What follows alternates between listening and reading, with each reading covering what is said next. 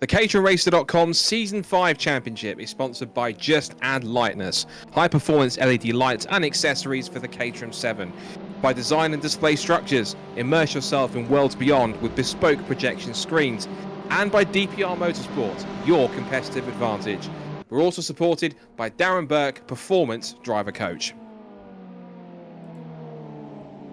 We're back, ladies and gents. Season 5 of caterhamracer.com is here and underway once again. The racing season in real life is just around the corner. As we did a couple of seasons ago, we're going to be tracking the real life season from start to finish for Caterham Motorsport in the online aspect of things in caterhamracer.com. And it all begins here tonight with what is set to be the first competitive circuit racing rounds of the main Caterham Motorsport calendar, the wonderful Donington Park circuit in Leicestershire. It's on the national circuit. It's where 4 of the 5 official Caterham Championships will be kicking off next weekend in real life, and it's certainly going to be quite a spectacle as we kick off on this 5th season of Caterham Racing. It seems crazy, literally just pretty much a year ago we started our first season, and now 4 seasons later we've already made it to number 5, and we've crowned a couple of champions along the way. We had some fun with the America's Road Trip. We had quite an exciting run in that contest, but now we're back to the regular format of 2 races per week per meeting, and rather than having 2 separate championships, we are going to have a combined 1 separate championship, but we'll be switching cars every couple of rounds to keep things a little bit fresh and keep some of the drivers on their toes and stop them from getting too comfortable behind the wheel as well. Back behind the microphone is myself, Scott Woodwiss, and of course Chris Hutchinson, the man behind putting all this together. And Chris, real racing season's just around the corner. Of course, you'll be out this season in the Caterham 7 UK Championship, but first of all, it's time for these guys to refresh themselves a little bit back to what they love doing best on the virtual world, and that's getting stuck into a virtual Caterham around arguably one of the best circuits in the UK. Yeah, good evening everybody. Good to be back and putting on another event for everybody. And like you say, all the drivers all our real world drivers here getting ready for their event in a couple of weekends time, and our sim racers, and sort of we've even got some commentary team on the track tonight who just really kind of digging in there. We've got loads of races, so the start of a new season is always nice to see some new faces, and we've got 21 people on our A grid tonight, but we also have a B grid running in the background, and that's got 23 drivers all competing there as well. We'll be obviously having points this season, so that'll add another dynamic that we'll have to keep abreast of as all the racing unfolds. We're obviously in the Academy car tonight, Scott. As you said, we're going to be switching between the Academy and the 420, but the Academy cars tonight, and in the real world, the Academies had their first competitive session up at the Kerber sprint course. So congratulations to all those drivers for their first competitive event, and we're looking forward to seeing how their season, their real life season, unfolds as time progresses. Yes, indeed. Let's just give you a rundown of a reminder of how the 2021 season looks, not just for Season 5 of caterhamracer.com, but also for the real season in terms of where you can catch action in real life. Now, this is following the real calendar, so this will be starting, of course, at Donington National Circuit this tonight, where, of course, next weekend the real life Caterham is going to be there. Then we go north of the border to Knockhill, a fantastic circuit in Fife in Scotland, where it will be our second race of the season in the Caterham Academy cars. Then for 2 races, we get to switch across 2 race meetings. We switch across to the most powerful of the cars on the Caterham Motorsport roster, the Caterham 420R, which I'm sure no doubt will have had a little bit of tinkering over the off-season between 4 and 5 to make it more up to the current new for 2021 spec. It's Caterham 7 UK cars, and it's Silverstone Grand Prix, one of the best circuits in it's the home of British Motorsport, and again one of the best circuits in the country, as is also Brands Hatch on the Indy circuit as well, and that marks the mid-season as late as August into the summer months. Then we get Croft in North Yorkshire. That's always a fantastic circuit, flat but fast and lots of high-speed corners. Then Snetterton 300, which is where the season ended last year in the truncated 2020 calendar in real life. That's going to be the 28th of September. And then to finish off, we go to the circuit where it all started for 2020, a little bit later than planned, but of course it's where it all began, and it's on the tight twists and turns of the mini Nürburgring, the Nürburgring of the North, which is Lincolnshire's Cantwell Park, a fantastic winding circuit that will finish off, and it's not easy to overtake there, whereas here at Donington Park a little more so in terms of opportunities. So we're into the qualifying session now. Just a reminder of the format, 15-minute qualifying session and then 2 15-minute races. This session will set the grid for race number 1, and then it's the finishing results from that first race that then set the grid for race number 2. So, for those who've been watching in the past 4 seasons, there'll be plenty of familiar names here from those who've seen them racing up towards the front. Currently sitting in pole position provisionally is the team manager of DPR Motorsport's David Rowe. He's been a regular race winner and front runner in all 4 of the seasons that he's taken part in. Alongside him at the moment on the front of the grid will be Will Rossetti, and he is just over a quarter of a second off the fastest time set by David Rowe so far. That provisional pole time is, as you can see, 1 minute 22.423, and that really has been the proper benchmark for everyone here, Chris, hasn't it? In the sort of provisional qualifying sessions, a mid 22 like that, or mid to low 22, and you know that you've got a pretty special lap on your hands. That is faster than we saw all the way through pre-qualifying, so that is a special lap, and you can see that the little P symbol by his name means he's gone back to the pits. So I think he thinks that's job done with a quarter of a second between him and the next person. I don't think he's wrong either. So 22.4, that is the fastest lap I've seen recorded on the server to date. So great job there, David Rowe. So maybe he's sitting back having a little cup of tea or something while he waits for the racing to get going. Qualifying here is going to be important because it's always interesting in the first few corners, and you do have an opportunity to break away if there are sort of 2-3 wide moments, which there are going to be. It's Caterham racing after all, further down the field. But as you can see, the whole grid here is just over a second from David Rowe's top time there to Jamie Peters in the final sort of 1.1 second off. But really you can see that you can cover everything in just such a click of the fingers, isn't it? A couple of new names. So yeah, Paul Duncan has joined us. He has real world racing experience. He has indeed raced the 420Rs and in real life, as well as Porsche GT cars and all sorts of other things. And I know that you've seen him out on track as well, and maybe some Honda VTEC machinery. Yes, he was part of the recently gone, or it was a series that existed over the last few years, the Honda VTEC Challenge, and I think, if I'm correct, he was in quite a souped-up Civic, if not an Integra of some kind. But yeah, he's also been in that. He's done some Focus Cup as well, and all sorts of these. Very much a jack of all trades in terms of club racing and stuff. And so he's jumped into the Caterham. This being the Academy car, because he's only ever really driven the 420R in real life. But I'm sure by the time he gets to Silverstone and Brands Hatch Indy, he'll be in a car that's a little bit more familiar to him from one he's driven in real life. The other is someone who, if you follow club racing and particularly go to the circuits, and indeed are a fan of the Fun Cup, you'll certainly recognise that this man's voice, or this man's name in fact, and his voice as well. Jamie Peters-Ennis, who is also a very keen sim racer himself, just a little wide on the exit very good corner, but he's finding his feet in this first one. It's his first time appearing in the caterhamracer.com series, hence being a newbie, and I say that politely because of course he's been doing plenty of running on in History Project Cars too, but he has been getting back into the PC sim racing aspect, and he's been driving on Assetto Corsa and Assetto Corsa Competizione and just finding his feet in that area and getting into some competition here. Currently 20th fastest at the moment and sort of learning as he goes, but to be fair, for a first effort, Chris, to be only a second off pole in a field this competitive, yes, it might show him as being in 20th place, but only being a second off someone like David Rowe, who's done this now for the past 4 seasons, for a first effort, that's a damn good go to do it in his first ever time in one of these cars against a field of this strength. And don't forget, Scott, as I remind people often, that second grid is all underway, and pre-qualifying to even make it to this A grid, you saw how quick you needed to be. So within, under 8/10 of a second off of the fastest time in pre-qualifying to even make the A grid.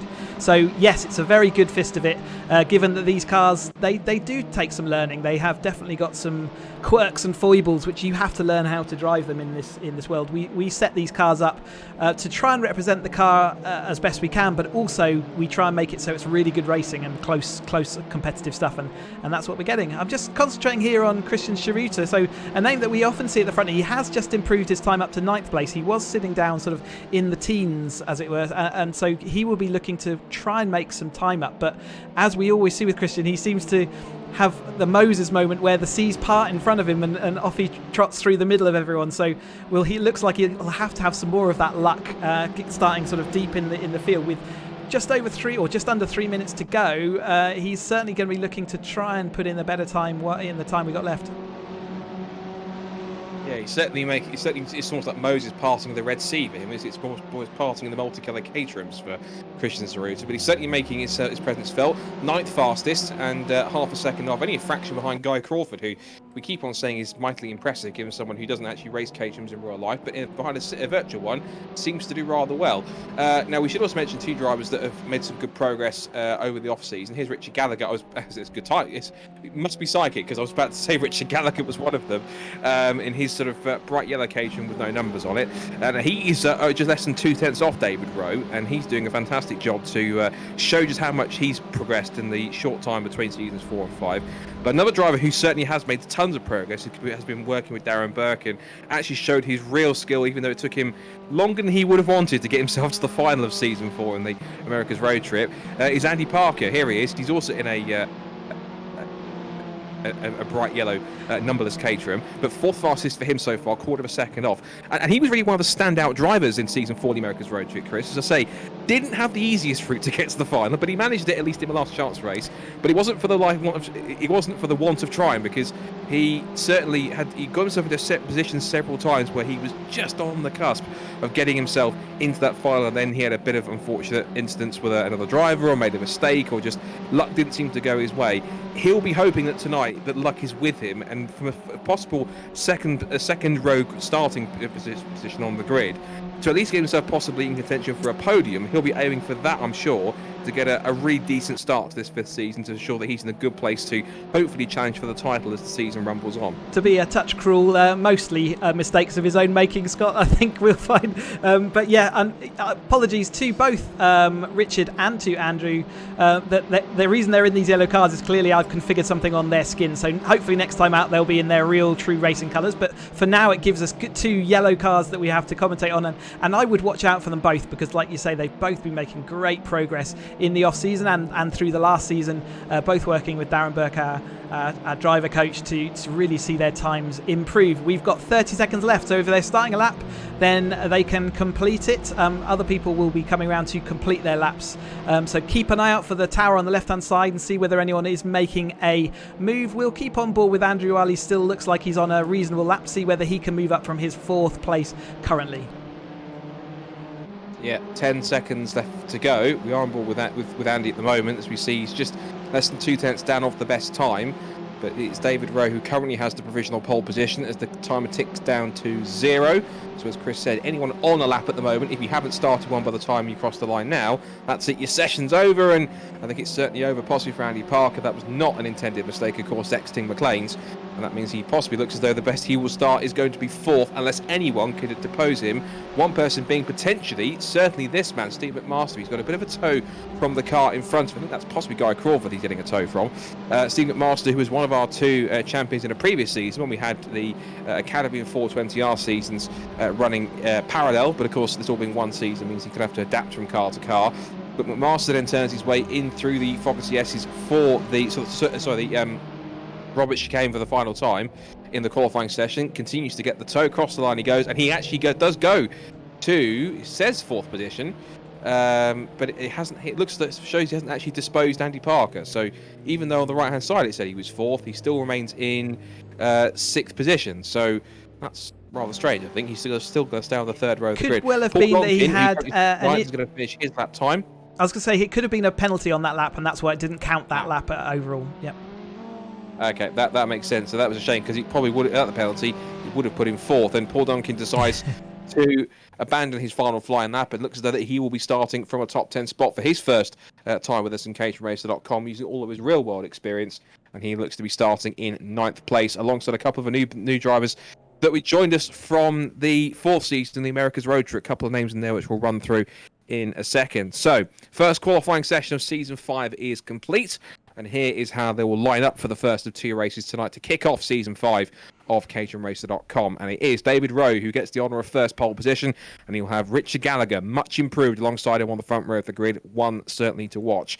As is also the second row, Will Rossetti and Andrew Parker. He's also been making massive leaps and strides in his pace. He will start from the second row of the grid. He has to be in contention for a podium if luck is with him. Tom Mccuring, who's one of this year's Academy drivers, showing his prowess so far with 5th fastest, and he starts alongside former caterhamracer.com champion in the past, Steve McMaster. Then Chris Skillicorn, who was one of last year's Academy racers, alongside Christian Zaruta, multiple-time Caterham race winner in real life.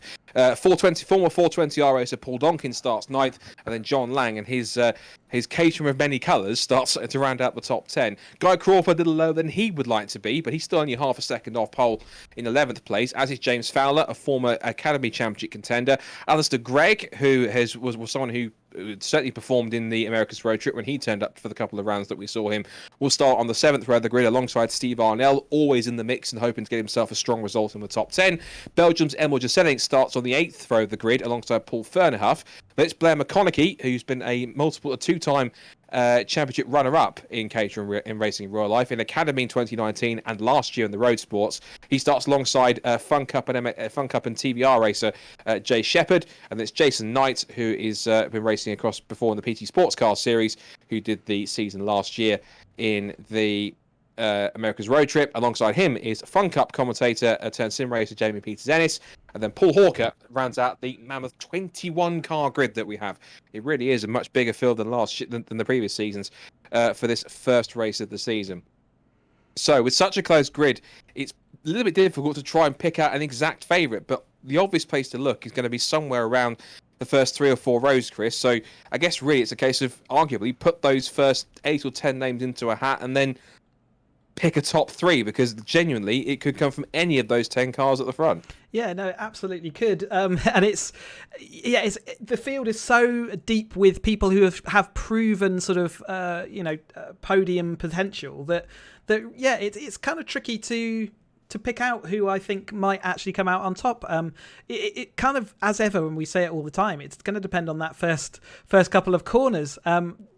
David Rowe, we know, has had some runaway successes, but he's also subjected himself to some issues. Will Rossetti always gets stuck into every battle, but that sometimes means he drops back a bit. I think, again, we should keep an eye on these 2 yellow cars on the right. They have the speed. If they get a chance to break away, they've both got the speed to go and do it. So let's call one of those yellow cars. Let's call Gallagher, just because it would be nice to see a new person take that first win on the server. Andy Parker will be hungry for that as well, but of course we know the likes of David Rowe, Will Rossetti and several others behind can do it. It's time to kick off caterhamracer.com Season 5 Championship at Donington Park. The Academy cars are all ready for action for race number 1 of the season. It is David Rowe and Richard Gallagher on the front row of the grid. Who wins the sprint to the first corner and who will win the first race of the season? We are underway for Season 5. It's a clean start from the front couple of rows to head down towards Redgate for the first time, and it's going to be Gallagher on the outside, slotting in behind David Rowe. Rossetti takes 3rd as we see a wide line take of Andy Parker, and he was under threat from Tom Mccuring as they come through Redgate corner for the first time. Couple of cars running wide. I think one was Paul Donkin there, if not possibly Christian Zaruta, who was up back in 9th position. They tumble down through the Craner curves for the first time, and Gallagher already putting a challenge in for the lead into the old hairpin for the first time. Rossetti's in 3rd, Parker's in 4th position from Mccuring in 5th, and it's Skillicorn, McMaster, Donkin, Zaruta and Lang. Several cars running wide as they go over the grass. I think possibly Paul Fernerhuff was dropping a couple of spots back, and a decent start also for Jamie Peters-Ennis. He's up to 18th spot, up 2 places from where he started. But so far, half a lap in, Chris, and I say this tentatively, touch wood, they all seem to have got through the first lap. Dare I say, relatively cleanly before the end of the first lap. I will 100% agree with you there, Scott. Yep, very good job so far, as we see them coming down to a real big contention point here at the chicane. They've got a long straight into this, and see David's protecting that inside line from Richard Gallagher in 2nd. We see Parker also under pressure from Tom Mccuring there, but let's see if they can funnel through John Lang there, left out to dry on the outside. Again, it's a really common thing to see that Paul Fernerhuff getting a bit skew-whiff over the inside of that curb, but David Rowe does look like he's got a little gap here, and does that give him enough of a breathing space to make him get away? Will Rossetti diving down the inside here, putting a bit of a lunge on. Then we got to Andrew Parker there spinning with I think it was I'm not sure who it was with Mccuring. So they're both still having accidents out wide on the exit of there. So we did see some early times that we can see that all the tower on the left hand side is shuffling around as people sort of give the save. The front 3 have now got a breakaway. David Rowe, Richard Gallagher and Will Rossetti there, with Tom Mccuring just sort of with a gap ahead of him now. One that lost out from that in the incident. Incredibly, Andy Park is, I'd say, still 6th, and Chris Gillicorn almost lost it big time as they headed through the Kinker Star Keys. But it looks like, incredibly, somehow Andy Parker survived that moment with Tom Mccuring to not only lose 4th position, but mainstay in place behind him as the train of cars forms up behind 4th place man Tom Mccuring. Top 3 are making a break, and David Rowe is being pursued by both Richard Gallagher and Will Rossetti. They head out through Coppice now for the 2nd time, with Mccuring 4th, and it's Andy Parker in 5th position, still surviving and still in a potential spot for a podium. 6th place now for Steve McMaster, 7th for Christian Zaruta, then it's Donkin, Skillicorn and Lang rounding out the top 10. Emma Gisellix is also in there in the Team Lotus coloured number in the car 11th position. Rocky over the curbs, there was Andy Parker, and he's lost momentum. There's more cars on the grass. I think that's Paul Donkin off to the left-hand side. Also getting a little bit wide there, possibly, I think it was Jamie Peters-Ennis, who is still trying to benefit from moving up through the order here. He managed to pick his way through the melee at the first corner a lap ago to get up to as high as 15th position. He's back down to 18th now. Possibly, I think Christian's a little bit of a lost momentum after that small mistake exiting the rubber chicane there for Jamie, but he's holding on within the top 20 and doing a fine job in the first couple of laps. It's a real shame. He actually got a cut penalty going over that chicane. If you cut it too fine or have an issue and go over the curbs too much, the game will issue a penalty. So we see Andrew Parker absolutely hanging the rear of his car out. He's really having an eventful time. So in order to serve that penalty, you'll see people sometimes having to pull to the inside and actually come down to a slow standstill almost to serve their penalty. It's not very much time to serve it before the line comes up. So we will see that from others as the race goes on. You see Christian Scheruter has made his way up. The wily Scheruter has made his way all the way up to 6th place. He started in about 8th, but he had dropped down slightly as we saw him go on the grass early. But he's now making his way back through. He's cut past McMaster there, and his next one up is Mccuring. And just a quick update on Mccuring. He told me before the race he's actually deferred his academy place from this year to next year to give him a bit more, even more run up and practice. So you've seen how good he performs on our service, and we can't wait to see him on the track for real next year. Sim work certainly won't hurt him at all when he goes to do that. And that's David Rowe. David Rowe must have had a cut penalty because he's lost the lead to Richard Gallagher. So issues for David Rowe then. He always gets involved in this situation. It's the unfortunate David Rowe curse, as we see 3 abreast in the background. Hold your breath there, lads. Anyway, David Rowe is he always gets in the situation where he's in a front running position in the first 2 places, and then something happens, whether he gets caught in an incident or makes a mistake or gets a cut penalty like that, and just like that he goes from leading to further down the pack and has to try and recover all over again to make up the ground that he's lost. So he's down to 7th position behind Andy Parker, as now Richard Gallagher has the lead by almost a second from Will Rossetti. Tom Mccuring in 3rd, and I was about to say we should probably nickname Christian Zaruta the Fox, because he's always quite cunning to get himself up the grid, and he's quite sneaky in the way he does it. He kind of always creeps up on everyone and just picks off places silently, and then one minute you see him in 9th position, then look back 2 seconds later he's up to 4th. So he pretty much just picks off positions whenever he feels like it, apropos of nothing. But up through Coppice now for what is now the 3rd or 4th time. And it's still Gallagher then with Rossetti in the mix. Now remember, of course, if you watched these guys before, but for those who haven't, the slipstream and Assetto Corsa with these cars only really takes effect when you get within half a second. So it's the magic 0.5 that you want. If you get within half a second, you start to get the effect of the toe, and that's when you can get closer and closer. One driver who is feeling it is Andy Parker, who's right onto the back of Steve McMaster, who runs a little wide. If you're seeing those sort of white bits of smoke, it's not tyre smoke or anything to do with engine mechanical failures. It's quite simply just the in-game graphics, just what would be dust of some kind being kicked up from the side of the road.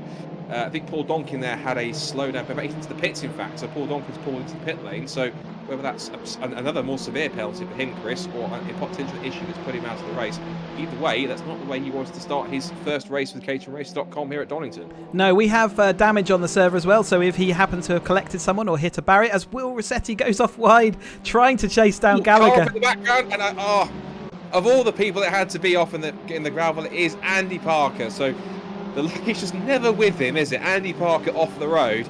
I saw a cage was spinning in the background and caught a glimpse of it being yellow. So sadly, it is Andy who has to amble his way back onto the circuit. And thankfully, that's not engine smoke. That's just dust from the grass as he comes back onto the road. But he's down to near last and 20th position for where he was as high as about 4th. So they just cannot catch a break, can he? He absolutely can't at the moment, and that obviously affects his next race. He should be working hard as he can to make up as many places as he can in this race, because points are on offer. It's not like the Last Chance Saloons and all those other races we've been doing in the last few seasons where it didn't really matter if you don't have a result. You need a result each time. We do have drop scores just like you do in real life, so this is one he can drop, but the more places he can make up now, the more he doesn't have to work in the next race, because the next race is the starting order, is the finishing order of this race. 3 way wide with David Rowe on the outside here, using the pit lane there with McMaster and John Lang all in everything. They managed to get through somehow, Scott. I'm not sure how, but I'm sure they were holding their breaths. The one out of all that was John Lang. He made a sneaky move up the inside of McMaster as both he and David Rowe bang wheels as they head through Hollywood to the Craner curves. They're still going side by side, but they don't seem to realise immediately that John Lang was the one that benefited from the most of that, only temporarily, as Rowe's not only back up the inside of McMaster, but he gets past Lang and catches him unawares through the old hairpin. And McMaster follows Rowe through, so that's now we're back to where we started now. It's now Rowe ahead of McMaster, ahead of Lang, but Lang started the lap pretty much side by side for 5th, went through Redgate in 5th position and went right back down to 7th. So he kind of yo-yoing up and down the middle of the top 10 quite substantially. As we see the leaders now come up through Coppice once again for another lap. We're just under 7 minutes to go in this first race of the season, first race of the night, because we have another one coming up after this one. It's the finishing positions that will set the grid for race number 2. And looking to try and possibly get 3rd on the grid and 3rd in the race is Christian Zaruta, as we see Tom Mccuring just really squeezing him across onto the curbs. And that was pretty robust stuff from Mccuring. Zaruta still gets through, but Mccuring did not want to let that go one bit, did he, Chris? He really did push Christian, who's experienced himself. But Christian must be thinking, who's this upstart trying to defend from me into the chicane and push me wide? That was the unstoppable force meeting the immovable object. They're both very strong-willed there and holding their nerve, but they didn't make contact, so all's fair. Christian absolutely was held to account there by Tom Mccuring, and you can see Donington, more than any other track, every single corner is vital. The exit of one is vital to the entrance of another, and you can see how the momentum swings and flows. You can see David Rowe is now coming. He's fought his way through those couple of cars in between him, and he's now coming towards this battle. So as Mccuring and Zaruta end up side by side, he will quickly catch them up because he has got the full width of the track, and he has the momentum at the moment. As Christian again shoving it up the inside, up McLean's, and Mccuring is left out to dry, and who's going to win this? I don't know. We've got 5 minutes. We're going to have 100 passes before the end of this race. Typical Caterham racing, whether it's real life or sim, you get that many in real life just as much as you do in the virtual series. And look at the way David Rowe is really close to the gap here as Tom Mccuring shoves the nose of his Caterham right underneath the roll cage of Christian Zaruta and looks to the outside line. Now he's going to try and possibly squeeze him again down towards the Robert chicane if he can. Rowe watches on and tries to get the better line as we go on board with David, the DPR Boston. Oh, Zaruta all over the curves. He gets tagged by Rowe. Round goes Zaruta and he's lost several positions. Now I wasn't sure if it was just simply a squeeze or if there was actual contact between the pair, but Christian Zaruta gets caught up in a spin there, and David Rowe was the one caught in the crossfire. Now the one that's mostly benefited from that appears to be not just Steve McMaster, but also look at John Lang. He could be as high as 3rd at the end of this lap if he plays his cards right. Wide on the exit of Redgate goes Tom Mccuring. It's now David Rowe in 6th position, Mccuring 5th, John Lang up to 4th, and through all of that, Steve McMaster says, "See you later, boys. I'm on course for a podium right now." Unbelievable. Yeah, I didn't catch all of it. I know Christian was out of position on that chicane, and I think he just went over the curbs, and that caused an unsettled car, and maybe that's just what caused the spin out. And obviously when you get cars this close, if you have someone spinning in front of you, there's nowhere to go. Hopefully none of these guys will have too much damage caused by that contact, but that is a factor and something we could do as we see them go sort of 4x4. It's amazing. So out front we've still got the two. Will Rossetti's actually taken over the lead out front there, but Richard Gallagher's fighting back as we head down the straight, going down towards the chicane. With 4 minutes to go, it's still uncertain as to who's going to win this. So far in front, they can afford to battle. Look at them scrapping behind in the background for 3rd down to 6th position, but they're side by side for the lead into the Robert chicane. They almost bang wheels, but somehow Gallagher gets back through. He lost the lead up at McLean's, gets it back at the chicane. Meanwhile, it's 2x2 hurrah into the S's for the end of it. Oh, there's more contact. Round goes McMaster. Round also goes John Lang. Also involved there is David Rowe, and through all of it, Steve McMaster was involved in that. The one that managed to survive all of that and is probably laughing in his helmet now is Tom Mccuring. He's up to 3rd place. That will be, I think, one of his best results ever.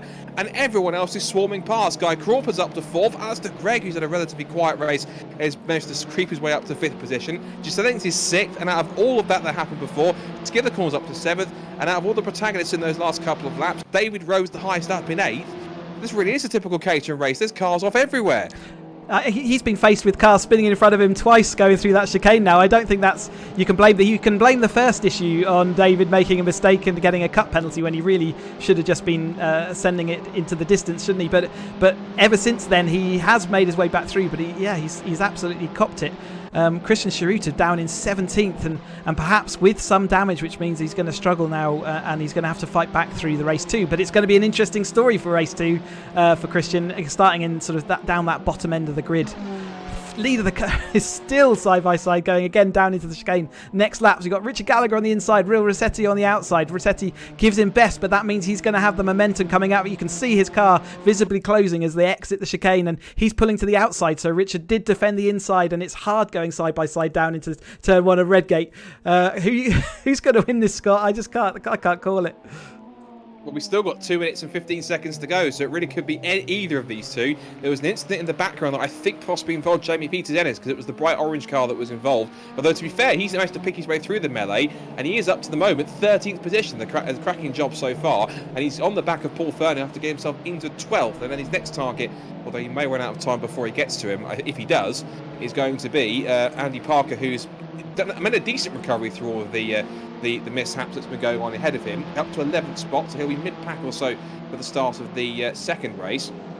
But Jamie in his first caterhamracer.com race doing a cracking job, and here the leaders are side by side again, and Gallagher trying to really hold on to the fence and just sweeps across the nose of Will Rossetti and holds on to the position.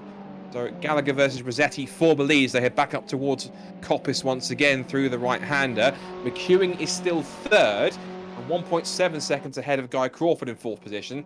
Alistair Gregg 5th, and we're just adding 6th. And you have to say, with all the mishaps that have been going on, we're going to have a cracking second race watching cars. It's almost technically a reverse grid race in some cases, because we're going to see cars picking their way through the field and trying to catch up, if they can, to these two, as Gallagher locks up an inside front, and they're going to cross the line now to start what looks to be the final lap of the race. And you can see Rossetti weaving this way and that, looking for a place to get through, but Gallagher shut the door on the inside line, and now he's going to try and prise the door open on the run towards Redgate. Less than a minute to go, final lap of this first race of the season, and it really is going to be a one-on-one duel here, Chris, between Gallagher and Rossetti. Genuinely, either of these two could win, but it could end in tears. Either way, this is going to be an immense final tour of the national circuit. Yeah, Rossetti let Gallagher go in that final chicane. He wasn't interested in making the move. He's waiting, as any good caterer racer will, to the last lap to put his move on. But where will he want to make it? Before the chicane, after it, or into it? So, yeah, it's the real, chicken and egg here. It was who's gonna make it? Who's gonna make that move? When are they gonna make it? Richard Gallagher just looks like he wants his car out in front, and he's positioning for defensively all the way through. But Rossetti here, outside line for McLean's. Is he gonna make a move around the outside? He does. He sweeps round. Is he gonna have enough momentum coming out of it? Looks like Gallagher's still got the inside line. Will take it through into Coppice. Side by side with less than half a lap to go, and Gallagher throws it back up the inside, but Rossetti will drive it round the outside at Coppice, and if he's got the momentum and the pace to get past, he might well be in a strong position down towards the Roberts chicane for the final time. Rossetti tucks in, tries to go to the inside line, but Gallagher's got him covered. This is the last braking zone, the last chance to get through, and Rossetti forces his way up the inside, but Gallagher breaks that a little bit later. Rossetti's over the curves, they just about avoid contact. Round the outside, Rossetti with a fantastic slingshot round the outside at the final corner. I think there was a possible cut penalty there for Richard Gallagher. If there was, that's a shame. But Will Rossetti managed to snatch it at the last corner to take victory in the first race of the season at Donington Park in Season 5. And I think that cut slowdown penalty has really hurt Richard Gallagher's chance of a first win, because he's gone down to 5th place at the line. Tom Mccuring gets his best ever finish in 2nd. Guy Crawford gets a podium in 3rd. Alistair Gray is 4th, and Richard Gallagher rounds out the top 5. And it's Steve Master in 6th. Andy Parker, through all of that, somehow is back up to 7th place. So there was obviously some shenanigans ahead of him, which we didn't catch after watching the battle at the front of the field in the last lap. David Rose back up to 8th. John Lang is 9th, and Paul Fernerhoff rounds out the top 10. And that was an explosive first race to kick off the season in such dramatic fashion. And a lead change on the last corner of the last lap of the race. It may have been due to a slowdown penalty, but either way, Will Rossetti will take them any which way they come. So, after a very intense 15 minutes, I need my breath back for a second there, Will Rossetti wins the first race of Season 5 of caterhamracer.com, and he wins it by 3.9 seconds. But even though he wins it by 3.9 from Tom Mccuring, that doesn't tell all the story, as you will have seen when you watch the race back.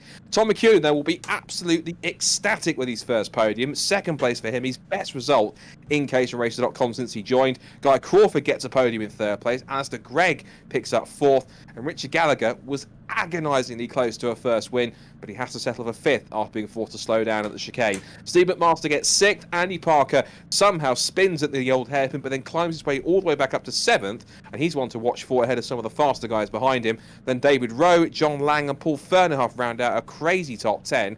Jason Knight picks up 11th spot. Christian Zaruta recovers to 12th. James Fowler, who spun early on, gets 13th. Jamie Peters-Ennis is up 6 spots from where he started. He started 20th, finishes 14th. Not a bad drive for his first time. Also, shout out to Paul Hawker. He started right at the back of the grid in 21st. He finishes in 15th. And then it's Emma Settings, Skithercorn, Steve Arnell, and then Blair McConaughey, who also hit strife as well, followed by Jay Shepherd and Paul Donkin, who both had to pit and therefore ended their races early.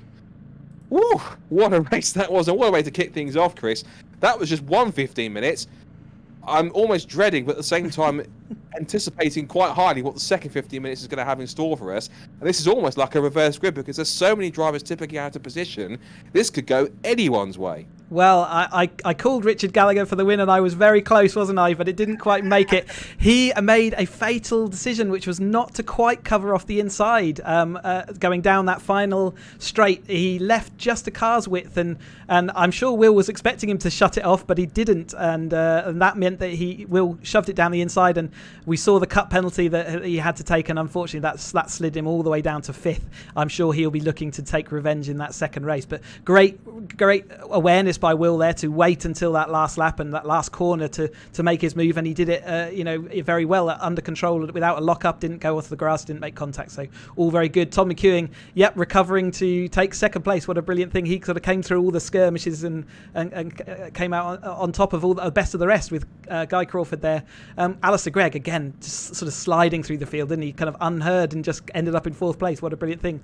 Some really quick guys, but they had just too many mistakes to sort of to make it through to this top podium. You can see how competitive everything is, and what a brilliant race, and let's hope this next one is equally as good.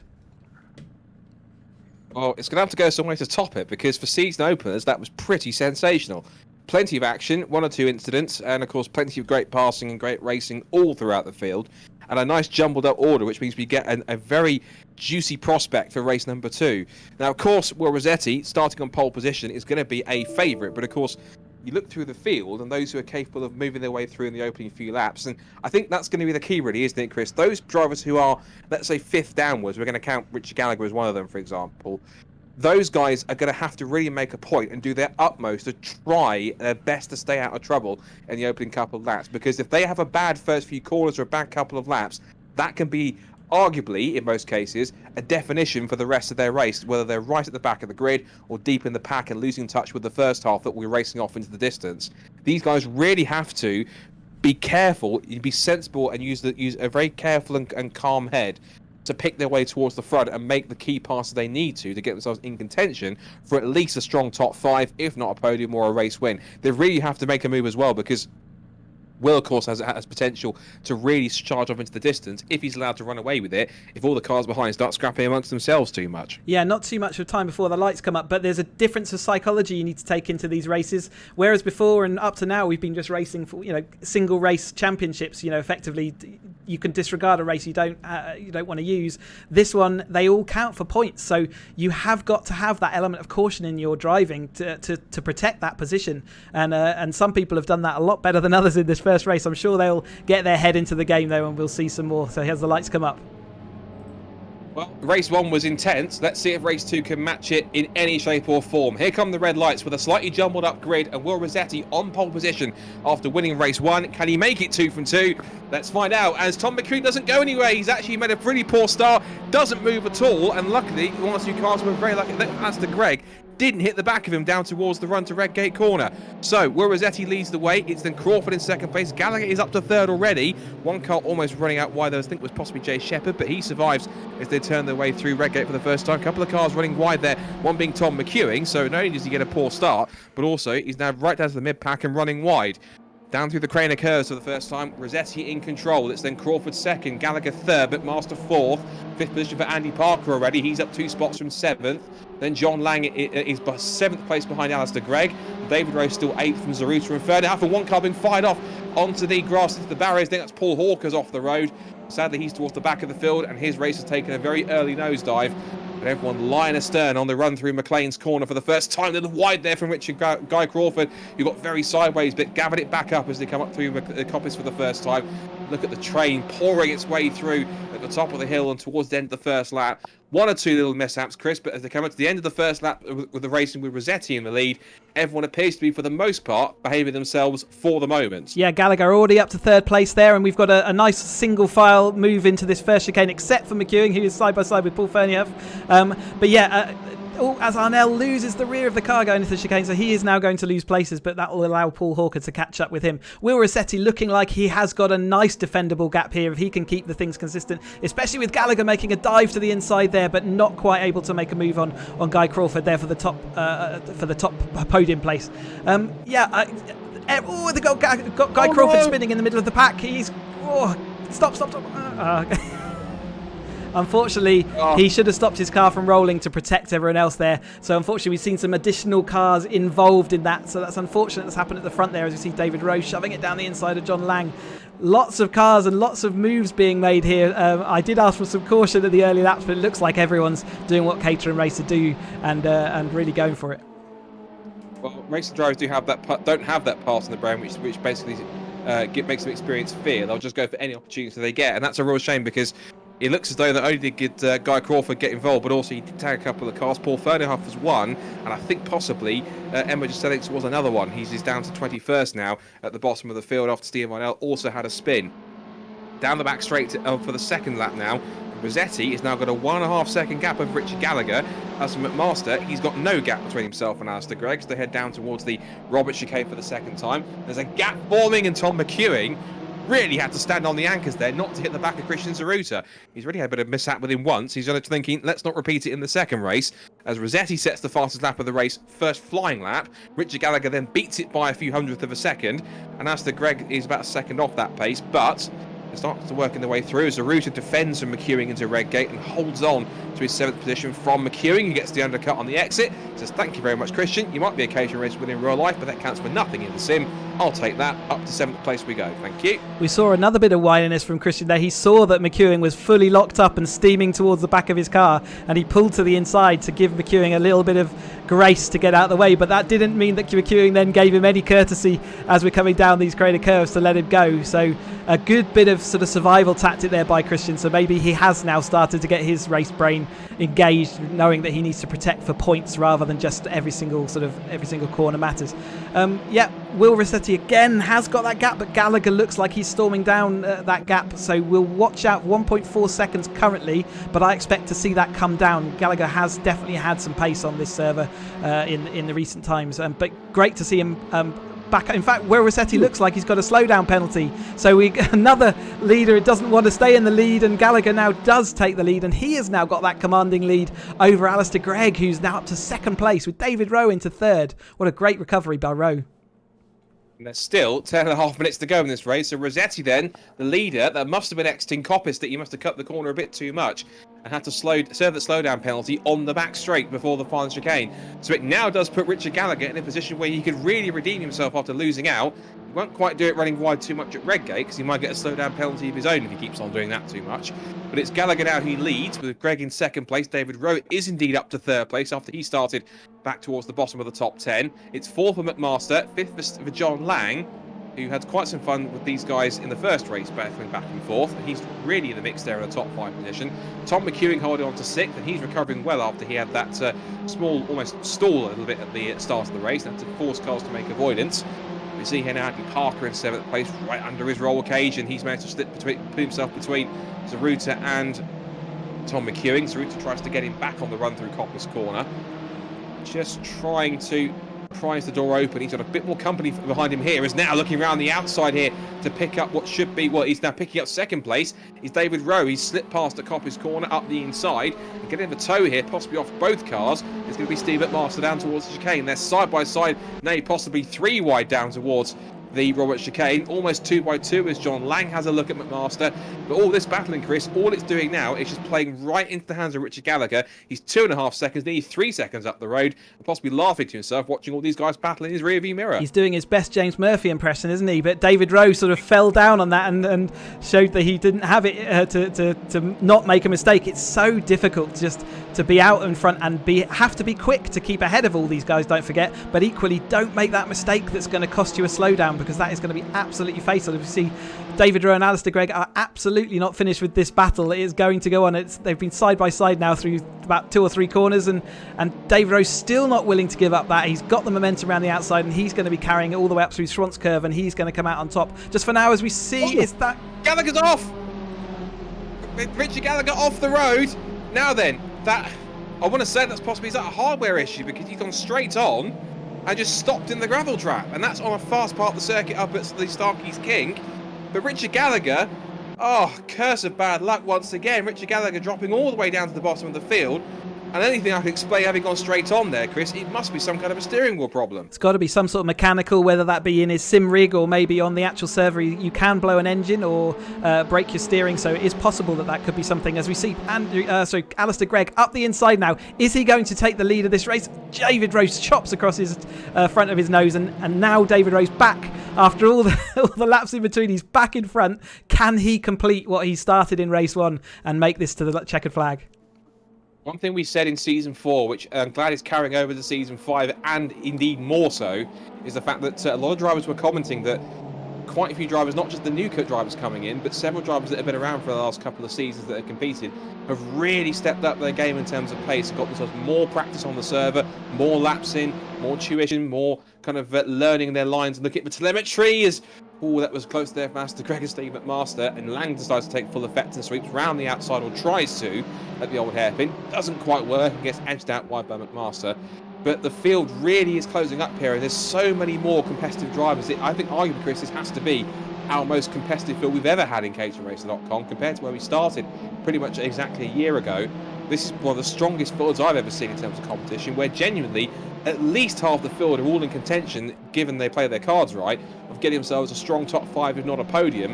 And I think there's several potential race winners here too. This really is a fantastic lineup, and of course there's even more drivers, you said, coming through in Grid B that couldn't even make it into this race that are still pretty strong. Yeah, absolutely. It's really strong down into Grid B, and we're still missing a few drivers. James Murphy, I've already mentioned, and he's not on the field tonight.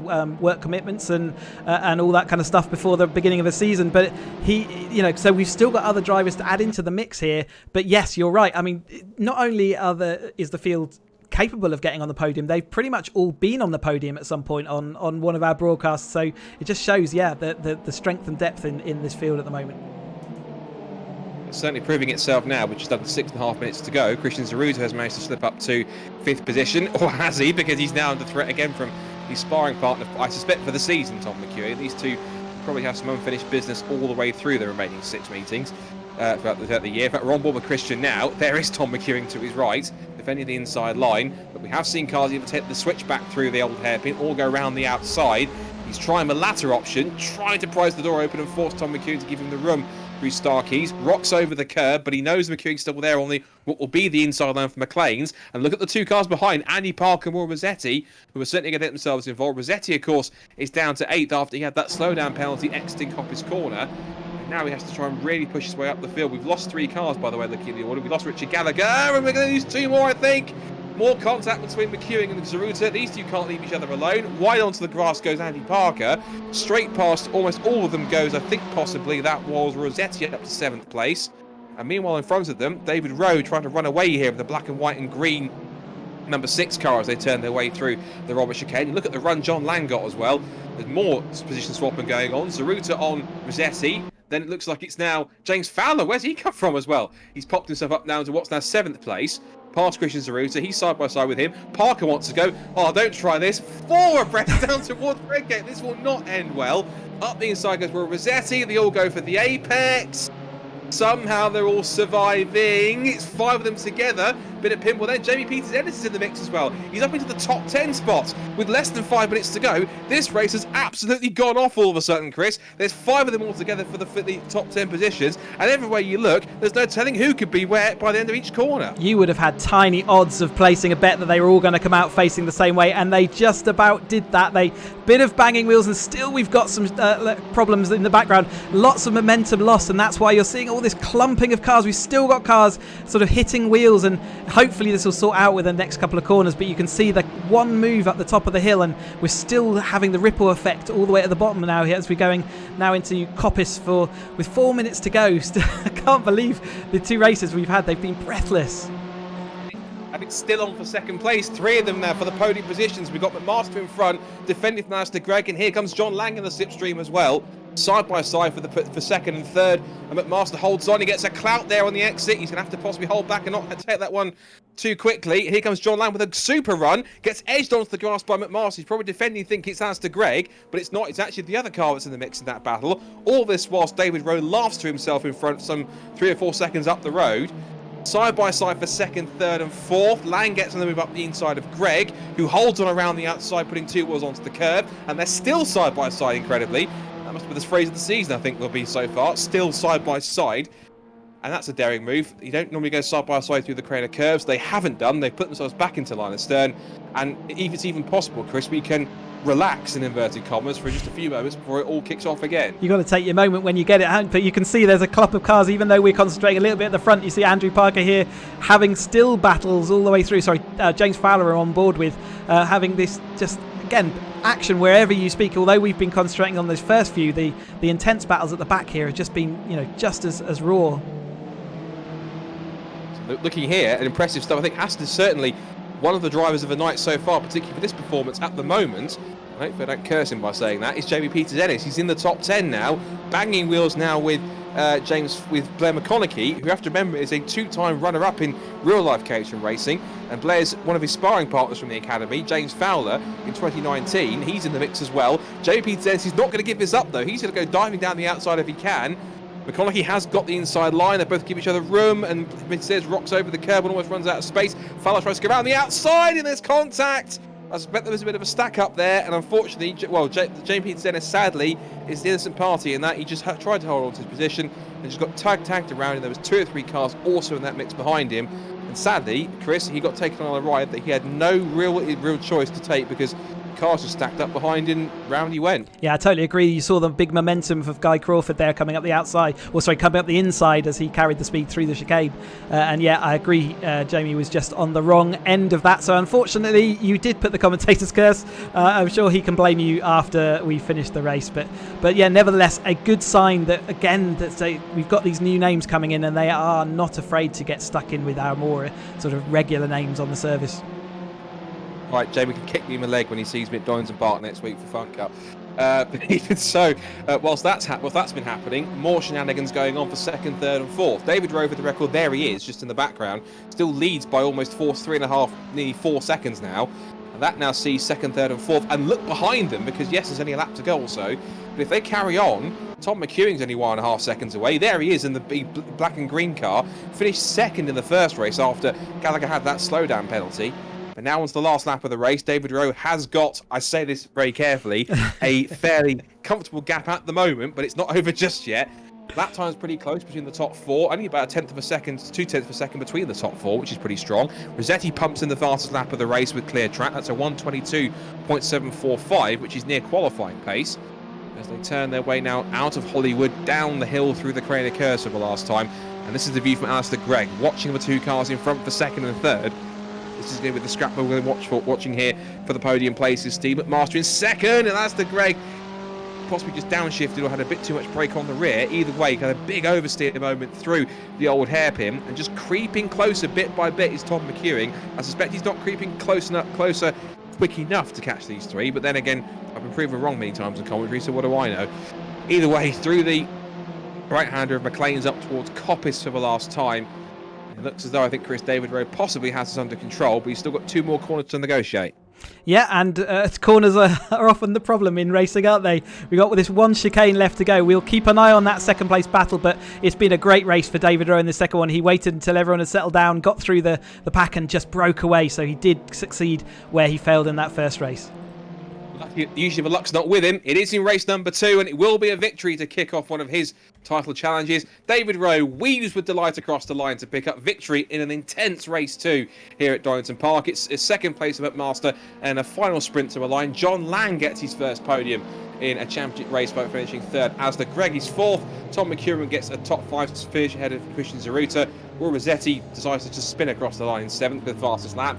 Blair McConaughey 8th, Guy Crawford 9th, and Andy Parker rounds out the top 10. The rest of the pack all coming through. Paul Duncan had a small mistake there on the exit of the final chicane, but he managed to wind up 16th.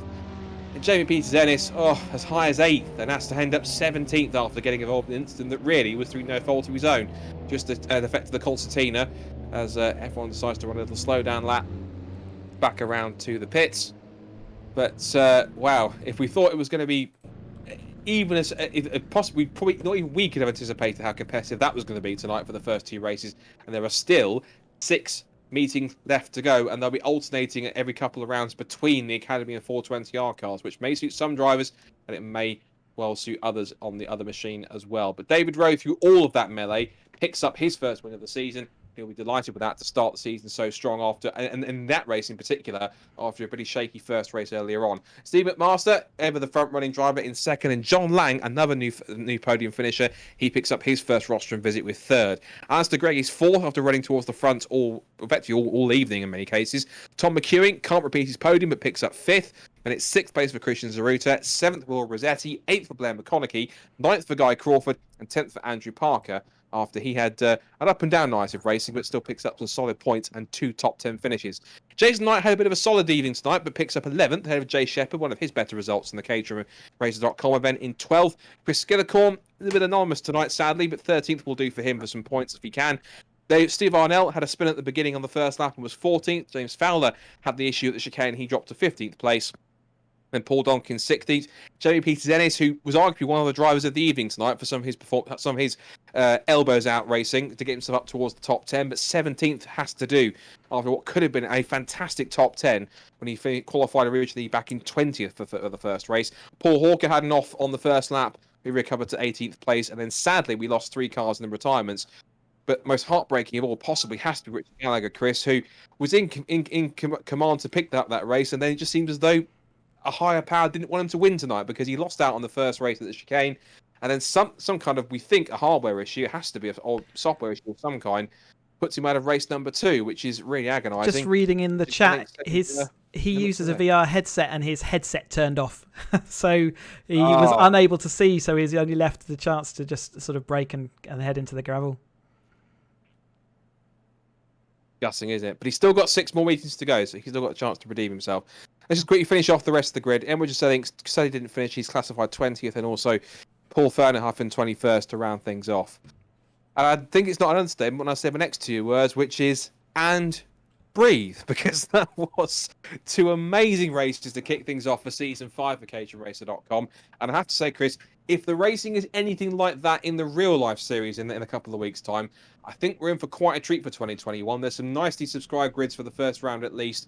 I know the 7 UK cars have slotted onto the 310Rs for their first race of the season, and it's a nice, fairly strengthened entry for both championships for that combined race.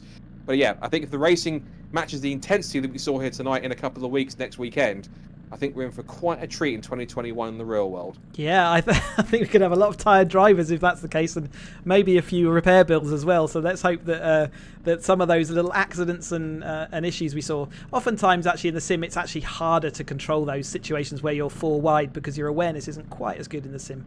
Our drivers do an incredible job of managing those situations more often than not, but occasionally, and tonight especially, we have seen that occasionally they are fallible and there will be issues, but the racing has been absolutely brilliant tonight. I've really enjoyed it. It hasn't felt like a chore at all to commentate with. Sometimes we saw some spread out racing last season, but none of that tonight. It really has been excellent to watch these guys out there. And as we said, just to reiterate, the progress in some of the drivers, and not just the newcomers that have come in and really shown their pace, but those who have made leaps and bounds over the last couple of seasons to push themselves towards the front. We say it again because we're both in agreement. This is arguably literally the most competitive caterhamracer.com season that we've had since we started nigh on a year ago. So I think if we thought the first 4 seasons were anything to go by as a benchmark, I think even just from the first race, Chris, season opener for season 5 has absolutely smashed it, and how? Yeah, I can't wait. And once we put all the points together, we will add them all up and put them into the championship tables, and then head over to caterhamracer.com. The results section there will have all those points, so that should all be done and dusted by tomorrow. And maybe then drivers seeing those points tables will actually start remembering that they do have to protect those point scores, and every round counts. So I am hopeful that, yes, this season is going to be one of the best yet on caterhamracer.com. Certainly does have all the makings for it, doesn't it? Right, I'm sure there's some drivers who will certainly want to wax lyrical and have plenty to say about that. So once again, in your best Martin Brundle impression, Chris, it's time for you to wander up down the virtual pit lane and try and find some drivers who I'm sure, as I say, will have quite a few words about tonight's 2 races. Whether they're good or bad or not, we'll find out, but I'm sure a lot to say from 2 epic races. So once again, Chris, off you go, and let's see who we can find to chat to what has been an epic season opener for season 5 for caterhamracer.com here at Donington, it has to be said. Let's see whether Tom Mccuring, who came second in that second race, so have you got us in the commentary box, Tom? Yeah, I can hear you. So we learnt just before the race that you've sort of postponed your academy season until next year, but nevertheless, what a night's racing tonight. We'll find out first of all what happened off the start on that second race. Yeah, so I was just talking with some of the guys on Discord, and it sounds like none of us on the left-hand side got lights. Originally, I thought it was just me because I didn't have a great start in the first race, so I was so focused on trying to get my start right, I thought I just completely missed them. But it sounds like, left-hand side of the grid didn't get lights. So a technical glitch and no flag in the virtual world to help you out in those situations. So you just had to wait for everyone else to go. That kind of explains it. But after that rocky start, I mean, it was a very manic first race, but that second race, you must be delighted to have made it all the way back up to the podium. Yeah, really pleased. In both races, I was, benefited somewhat from a couple of incidents, people maybe getting some slowdown penalties, but yeah, really happy with my pace. Obviously, it's a bit of a step up for me in terms of finishing position. So yeah, really happy with the first race, and the second race to maintain the pace was really happy with it. So you nearly made it back to that podium in the second race, but yeah, say from that start, it was a good recovery. So congratulations, and we'll look forward to talking to you later in the year. Cheers, and thanks you both for the stream and for putting on the series and all the sponsors. Yeah, no Much problem. appreciated. Thank you. You're welcome. Okay, so nice to hear a new name, and I think if let's see whether John Lang's available. So he came third in that second name. John, have you got us in the commentary box? I am. A very well controlled race, I'd say. In fact, a series of races where you kind of kept your head most of the time, even though you were flat out in those battles, and kind of paid off in that second race. Yeah, so, well, if you see somebody battling ahead, they're going to be losing time to you, so, and similarly, if I'm battling, I'm losing time to the cars behind, so both races just trying to hold in there, and, well, second race up in the podium position's getting a bit of a nosebleed, so thought I'd play it safe, sat behind Steve for, well, quite a few laps, I think, and trying to work out what if I could make a move on the last lap, but to be honest, I think he held a little bit in reserve for those because the last lap he just took off. So well managed by him for that. From a championship point of view, though, it's a good long-term view to hold there and have that place rather than challenge and lose it, right? Yeah, I like racing. I like getting my elbows out. So, but trying to find the right time for doing that obviously is. Going too wide into the hairpin and then the third car behind you just sails past on the pit straight. There's not, that's what I did in the first race.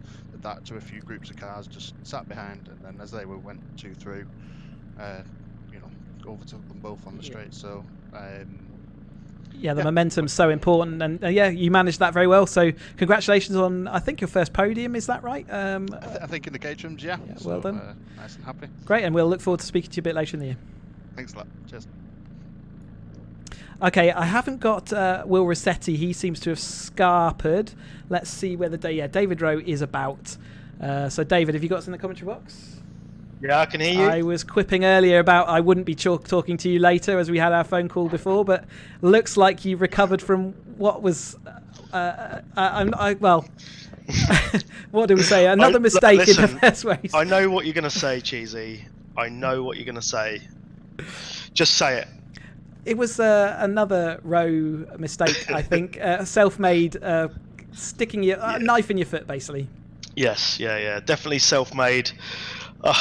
One of those things. And then there was 2 spinning cars at the chicane, which I tried to allow for, but Schnizzle run out of talent. I collected him in race 1, and then pretty similar to, with another car later on in the race as well. So race 1 was what would you call a race to forget? Yes, but nevertheless, you did make it back enough through the field that you were able to compete in race 2, and really, again, other than Richard Gallagher, who we got to call him out to say what a sad end to his race. He was looking a surefire winner in that race 2, and in fact did very well in race 1. But you must have been like, oh, he's got off.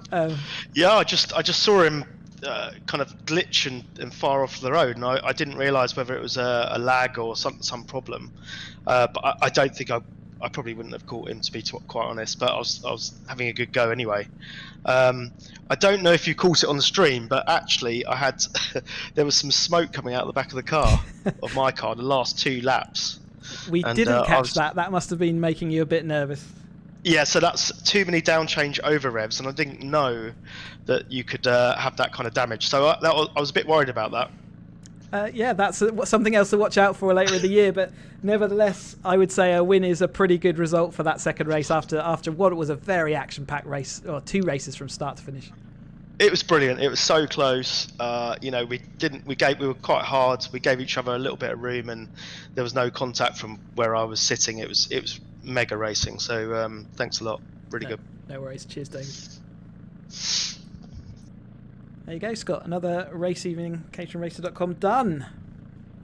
Indeed, and I think one of our best ones yet in terms of competition and action, and too many over-revving downshifts and all, and everything else that goes with it. And it was certainly an evening to remember for many, maybe even to forget for some, but certainly for Rossetti and David Rowe, starting off their Season 5 campaigns for the title in the best possible way with a win each. And of course, plenty more new names getting themselves around the top step of the podium, and the podium and top 5 spots as well. Lots of potential throughout the season. Still 6 metres to go. Another 12 races still to conduct.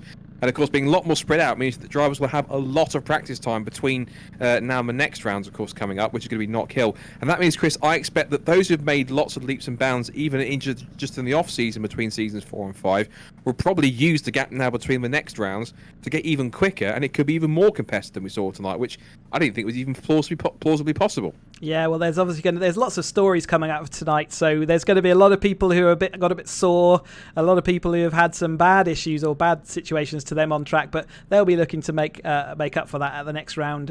And Knock Hill, what a roller coaster of a track to come up next. It's going to be intense for all the drivers. You know, we're going in an opposite direction. So we last visited back in 2018, and we went anti-clockwise. So now we're going to go clockwise around it. So it's a whole new track for everyone, pretty much.